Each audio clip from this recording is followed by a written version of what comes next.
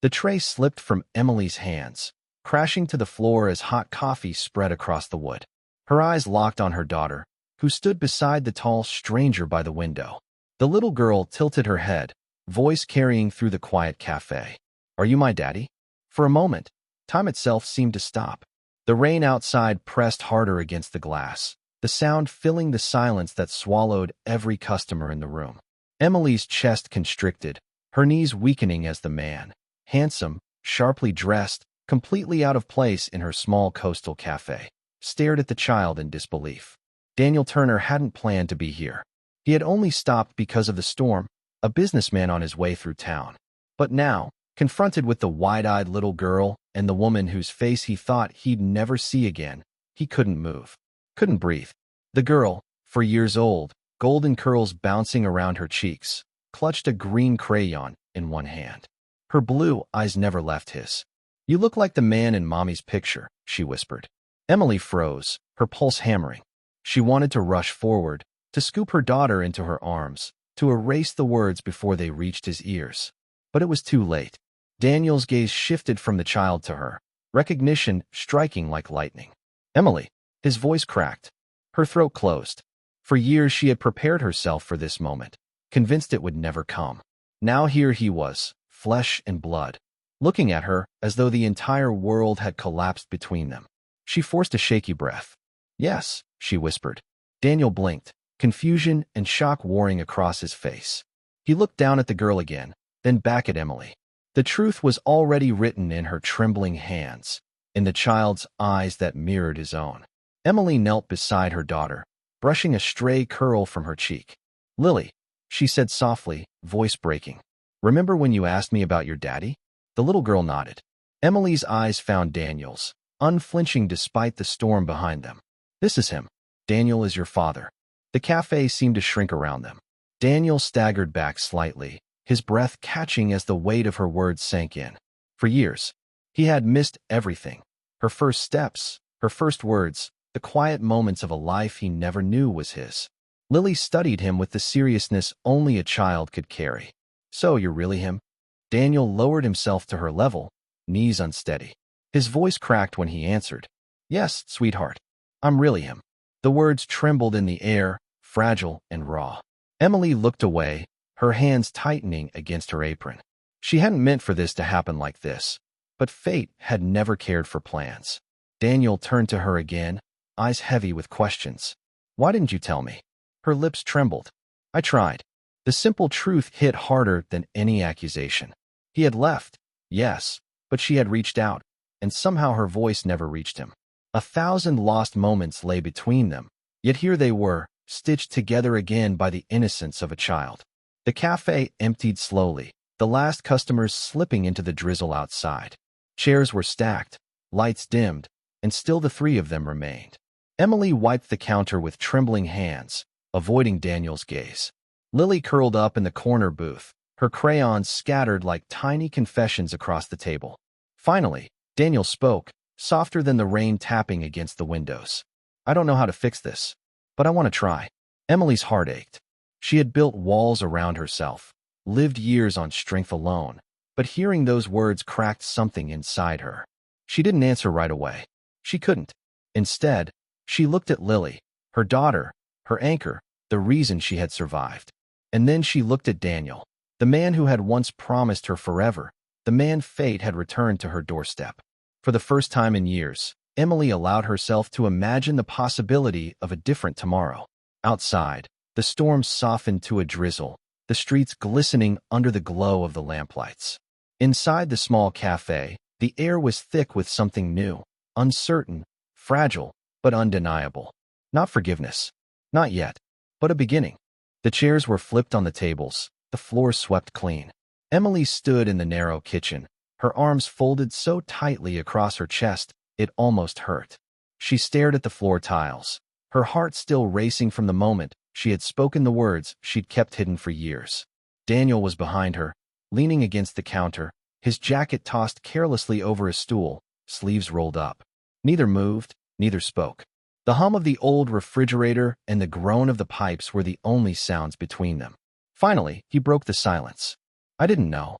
Emily let out a bitter, sharp laugh. You didn't know? I wrote you. I emailed you. Dozens of times. I went to your office, to your house. You vanished. His brow creased, his voice lower now. My father. He swallowed. When I left for Europe, he had everything routed through his office. Phone calls, email, even mail. Said it was for security. But really, his voice caught. He cut me off from everyone outside the company. I asked about you. He told me you'd moved on. That you didn't want me anymore. Emily's arms folded tighter, the heat of anger mixing with the ache of grief. I thought you chose to leave us. I thought you knew and didn't care. I swear, Daniel said, voice breaking as he raked a hand through his hair. I didn't know. If I had. God, Emily, if I had. He stopped himself, shaking his head. I was 23. I didn't know how to fight him. I tried to find you. I asked everyone, but you were just gone. Tears welled in her eyes. I wasn't gone, she whispered. I was right here, alone, waiting for you. He took one cautious step toward her, careful not to push too far. I'm sorry, he said softly, for everything you went through. Sorry doesn't undo 4 years, she whispered. It doesn't stop Lily from asking why her father isn't here. At the sound of her name, they both looked over. Lily was curled up on a bench in the corner of the kitchen, fast asleep. She had crawled into Daniel's lap earlier, before the conversation grew heavy, and drifted off without a sound. Now she lay across his jacket, her small hand tucked beneath her cheek, her breathing steady. Daniel moved quietly to her side, easing her into his arms again. He brushed a curl from her forehead, his jaw trembling as he whispered, "She's so small. So perfect." Emily's chest tightened. For the first time since he'd walked back into her life, she didn't see the man who left. She saw the man who could have stayed. The man holding their daughter as if she were the most precious thing in the world. He looked up at her, eyes damp. I don't want to lose either of you again. I've already lost enough. He pulled a business card from his pocket, flipped it over, and scribbled a line in neat handwriting. I don't ever want to lose you again. He set it on the counter.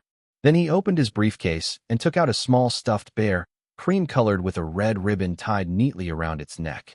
He placed it beside Lily with care. She can have it when she wakes. Emily didn't move. Her arms were still crossed, her guard still up, but inside something shifted, small, but undeniable. Like the creak of a door she thought had been sealed shut. The kitchen went quiet again, but it wasn't the same silence as before. This one felt alive, like something waiting to take root. Daniel didn't leave the next day, or the day after. Instead, he extended his stay with the excuse of regional investments to his board.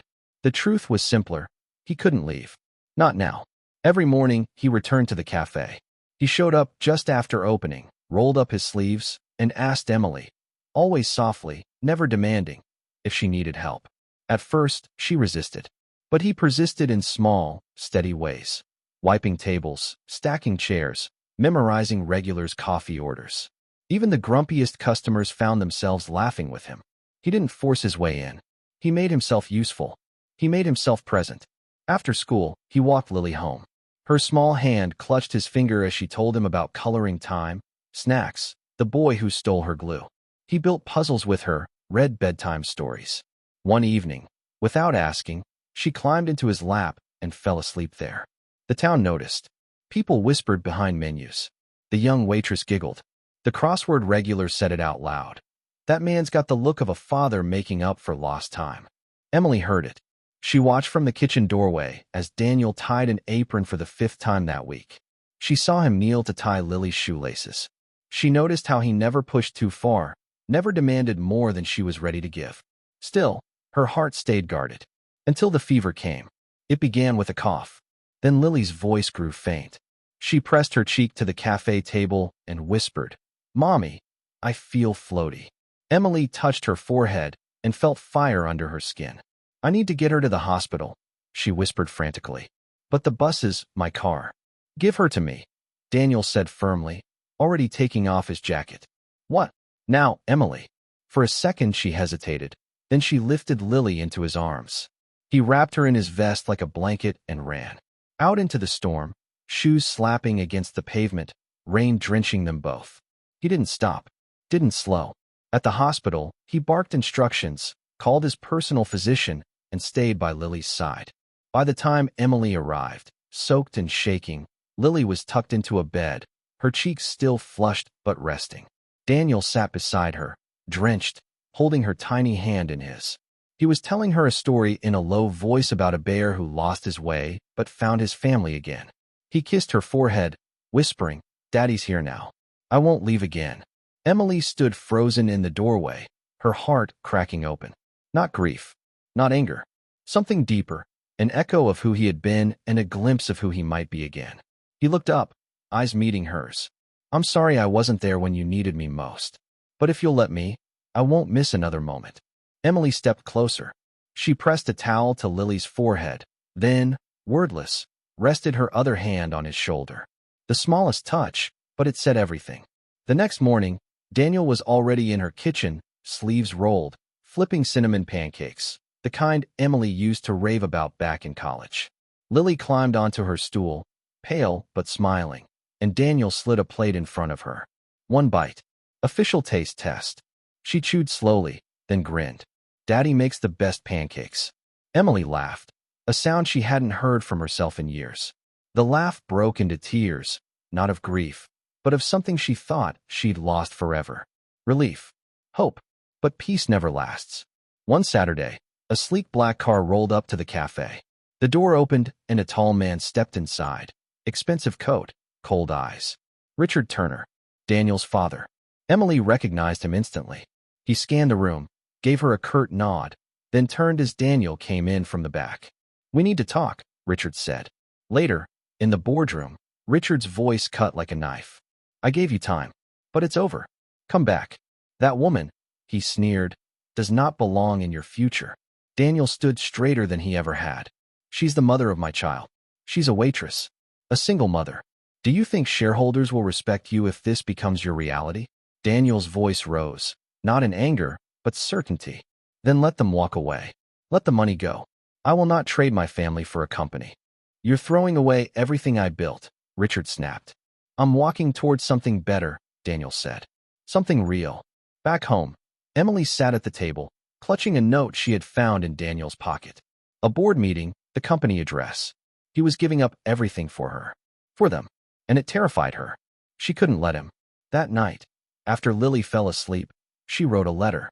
"Daniel, I can't let you lose everything for us. I love you too much to watch you burn your life down.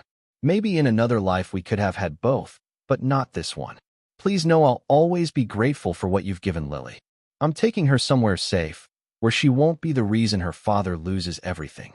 She folded it, left it by a photo of the three of them taken days earlier, and packed. She lifted Lily into her arms and slipped into the night. When Daniel returned, the note was waiting, and the storm began again. He searched everywhere, town to town, bus stops, hospitals. Days passed without sleep. The letter in his pocket grew worn from his hands. Until one morning, when sunlight broke after a week of rain, he remembered a place. A garden behind their old university, half wild and forgotten. Their secret once. He drove straight there. Emily sat on a weathered bench, her hands in her lap. Lily was nearby, barefoot in the grass, chasing a butterfly. For a moment, Daniel only watched them, as if afraid they might vanish if he blinked. Emily turned, saw him, and her face crumbled. "I'm sorry," she whispered, tears spilling. "I thought I was protecting you." Daniel shook his head, stepping closer. "You're not a burden, Emily. You never were." She wiped her face, voice trembling. "You had a life, a future. I couldn't let you lose it." He reached into his pocket and pulled out a small velvet box, worn from years of being carried. He knelt in the grass. "This was supposed to be yours a long time ago. I kept it even when I thought I'd never see you again." Inside, a delicate silver ring. Emily's hand flew to her mouth. "You're home," Daniel whispered. Lily spotted him then, running across the grass. "Daddy." She flung her arms around his neck. He pulled her close with one arm and held the ring with the other. "We're a family now," Lily said, her innocent hope shining. Daniel looked at Emily. "Only if you'll have me." Emily dropped to her knees beside them, tears streaming, and placed her hand over his. "Yes," she whispered. "Yes." Weeks later, under string lights and wildflowers by the sea, they stood together as the sun dipped low. Emily wore a simple white dress that fluttered in the breeze. Lily scattered petals from a tiny basket, proud as ever. There were no reporters, no board members, no legacy, but the one they were building. Just promises. Just love. Daniel kissed Emily with Lily's laughter between them, the ocean whispering at their backs. He hadn't lost everything. He had found it.